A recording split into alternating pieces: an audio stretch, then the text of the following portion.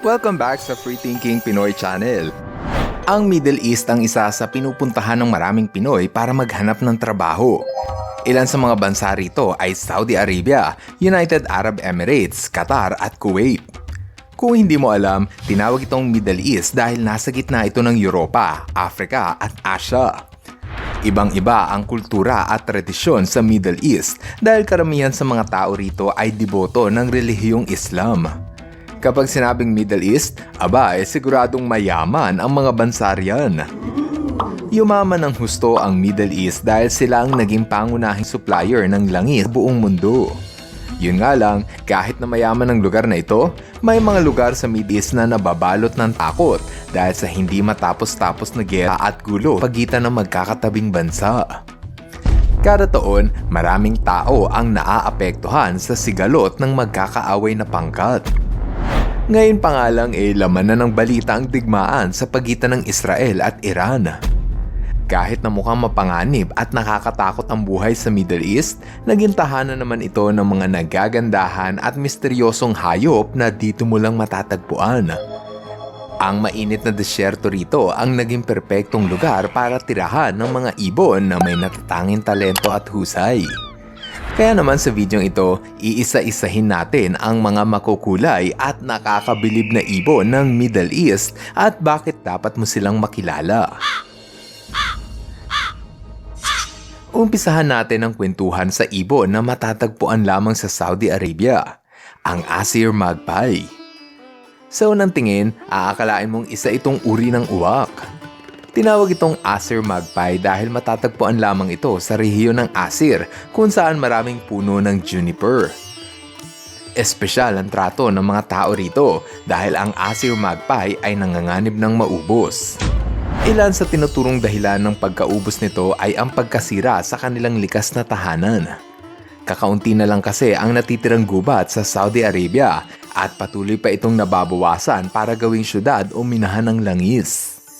Ayon sa tala ng mga eksperto, meron na lamang 100 Asir Magpie ang natitirang buhay. Kaya naman todo ingat ang gobyerno ng Saudi Arabia sa muling pagpaparami ng mga ibon na ito para maabutan pa sila ng mga susunod na henerasyon. Ako nga pala, bago tayo magpatuloy, dapat nyo munang pindutin ang subscribe button para may mag-send sa inyo ng notification sa tuwing nag-upload ako ng mga bagong videos. Kung napindot nyo na ang subscribe button, edi maraming salamat!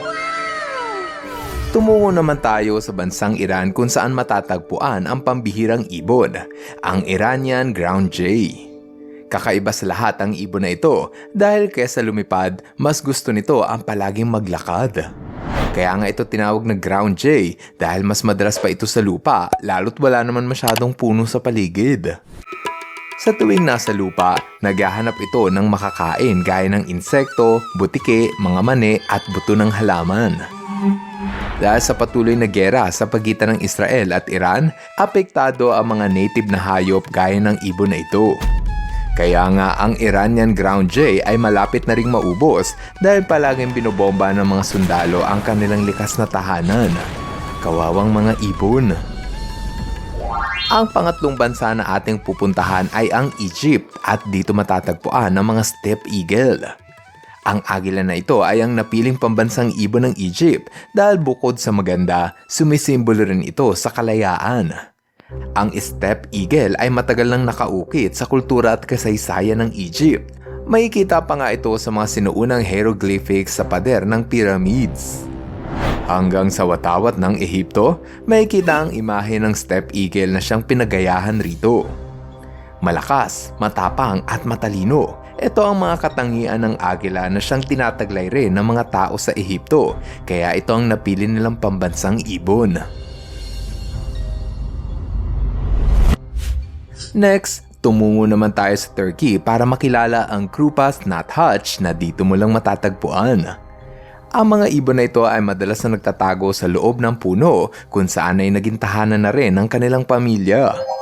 Sa unang tingin, mukha itong ordinaryong ibon, pero meron itong kakaibang talento. Para makuha nila ang laman ng matigas na pine seed, ipinapasok nila ito sa butas ng kahoy at sa kanila ito tutukain hanggang sa madurog ang buto. O diba, ang talino ng mga ibon na to.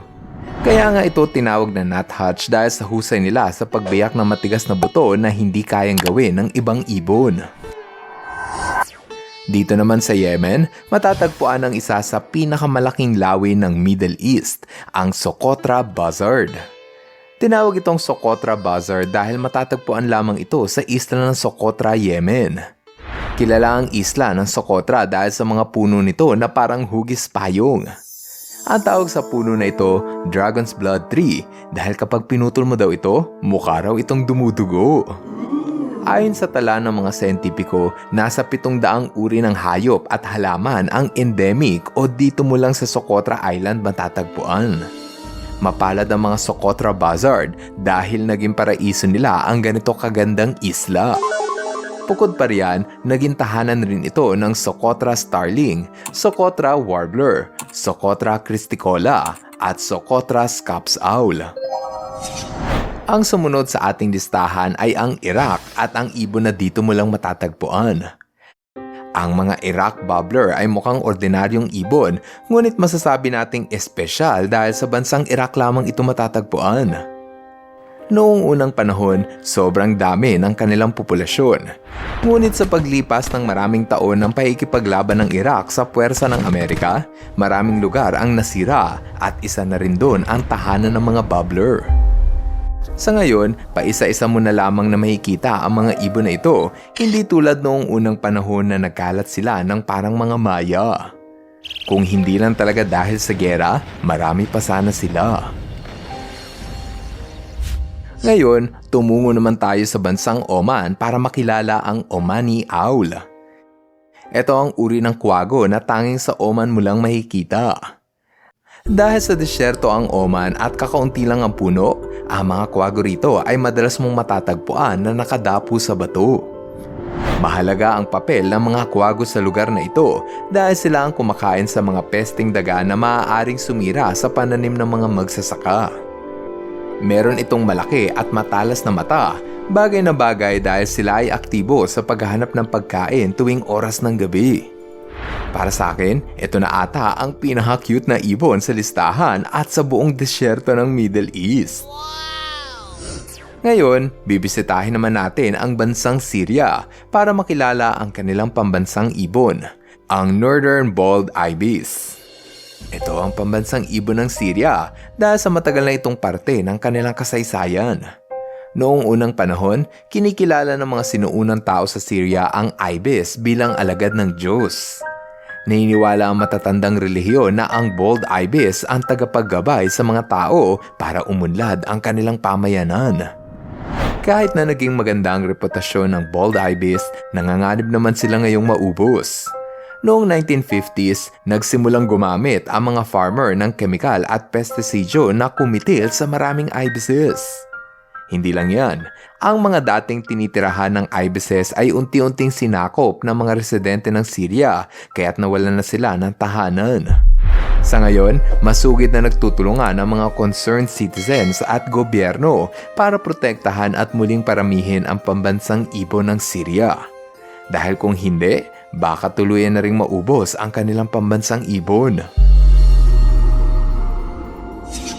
Dito naman sa bansang Jordan, makikita ang Sinai Rose Finch.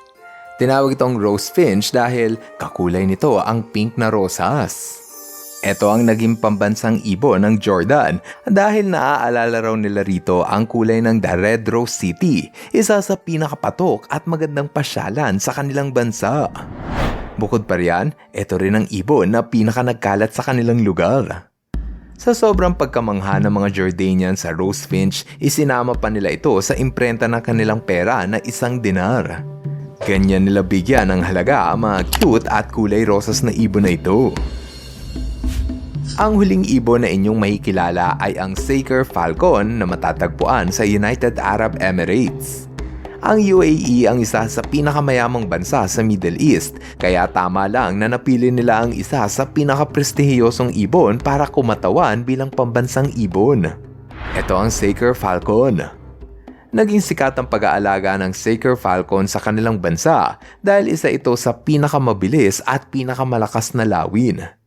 Isa sa paboritong sports ng mga Emirates ay ang falconry at ang palagi nilang gamit rito ay ang Saker Falcon. Ang falconry ay ang tawag sa pagtuturo ng lawin kung paano humuli ng target. Yung tipong magpapakawala sila ng koneho tapos uutusan nila ang lawin para hulihin yung target. Dahil sa angking ganda ng mga Saker Falcon, isa ito sa pinaka-pinuprotektahan at iniingatang ibon sa teritoryo ng UAE. Kung ikaw ang tatanungin, alin sa mga ibon na inyong napanood ang pinaka-nagustuhan nyo? Para sa akin, nagustuhan ko ang mga Steppe Eagle dahil medyo kamukha nila yung mga Philippine Eagle. Kung ano man ang napili nyong ibon, pa-comment na lang sa ibaba ng video nang ma-share mo sa amin. Ngayon, andito na tayo sa ating shout-out portion. Carter Dean at Castiel Sam, Lola Cecil Gaspar, Yuri Mabituin, Alicia Sabrina, Hannah at Uriah Zach. Rayleigh Calem at advance happy birthday kay Raybel Kahil Natividad. Zian Lay Enterina from Kanggahan Elementary School. KJ Ukay-Ukay at sa buong pamilya Digdigan. Maraming salamat sa inyong panunod. Now, see you guys on our next video. Bye-bye! Hello mga ka-FTP! Ako si Nomer at nagpapasalamat sa inyong panunood. Kung nagustuhan nyo ang video ito, subscribe na sa FTP channel. Don't forget to hit the subscribe button para updated ka sa mga bagong videos. Paalam!